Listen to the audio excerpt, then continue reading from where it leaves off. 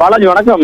நிச்சயமாக திருநெல்வேலியில் கடந்த 3 வாரங்களாக ஆயிரக்கணக்கானோர் 4 சக்கர வாகனங்களின் ஓட்டுநர் உரிமம் பெற முடியாமல் மிகுந்த பரிதவிப்புக்கு உள்ளாகி வந்து கொண்டிருக்கின்றனர். இது குறித்த விரிவான தகவல்களை சேகரித்த போது ஆர்டிஓ அலுவலகங்களில் திருநெல்வேலி மட்டுமல்லாமல் தமிழ்நாட்டில் இருக்கும் பல்வேறு ஆர்டிஓ அலுவலகங்கள் மதுரை வடக்கு, திண்டுக்கல், சிவகங்கை, தூத்துக்குடி, திருநெல்வேலி, மார்த்தாண்டம், திருச்சி மேற்கு, திருவண்ணாமலை, கோவை மத்தி மற்றும் கிருஷ்ணகிரி ஆகிய 10 வட்டார போக்குவரத்து அலகுகளில் புதிதாக H வடிவத்தில் தானியங்கி முறையில் ஓட்டுநர்களுக்கு 4 சக்கர வாகன ஓட்டுநர்களுக்கு லைசன்ஸ் கொடுக்கும் நடைமுறை தற்பொழுது அமலில் வந்துள்ளது.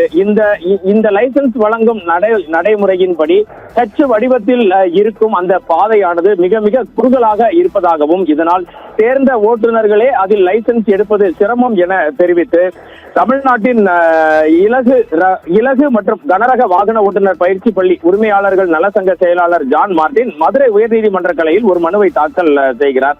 இதில் வாகனத்தை இந்த தானியங்கி டிராக்கில் வாகனத்தை பின்னோக்கி இயக்கும் போது போதிய இடவசதி இல்லாததால் அனுபவம் வாய்ந்த ஓட்டுநர்கள் கூட தேர்வில் தோல்வியடையும் நிலை உள்ளது. எனவே இந்த பாதையின் அகலத்தை அதிகரிக்கவும் அதுவரை இந்த H வடிவ சோதனைக்கு தடை விதிக்கவும் கோருகின்றார்.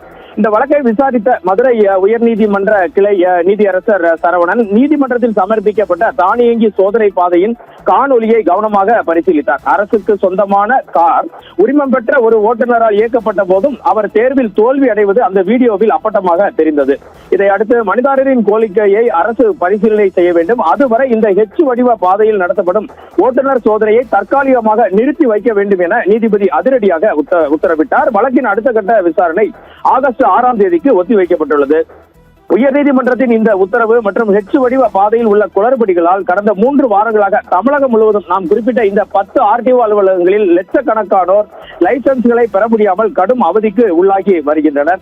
தினமும் ஆயிரக்கணக்கான விண்ணப்பதாரர்கள் ஓட்டுநர் தேர்வு எழுத முடியாமல் ஏமாற்றத்துடன் திரும்பி செல்கின்றனர். இதே நிலை தமிழகம் முழுவதும் நீடிக்கிறது. நிலைமை விபரீதமாவதற்கு முன்பாக தமிழக அரசின் போக்குவரத்து துறை செயலாளர் உடனடியாக தலையிட்டு இந்த மக்கள் பிரச்சனைக்கு தீர்வு காண வேண்டும் என கோரிக்கை எழுந்துள்ளது. டிராக்கை சரி செய்யும் வரை பழைய முறையிலேயே லைசன்ஸ் வழங்கும் நடைமுறையை உடனடியாக தொடங்க வேண்டும். பொதுமக்களின் அலைக்கழிப்பை தடுக்க அரசு போர்க்கால அடிப்படையில் நடவடிக்கை எடுக்க வேண்டும் என வாகன ஓட்டிகள் தமிழக அரசுக்கு கோரிக்கை விடுத்துள்ளனர். பாலாஜி.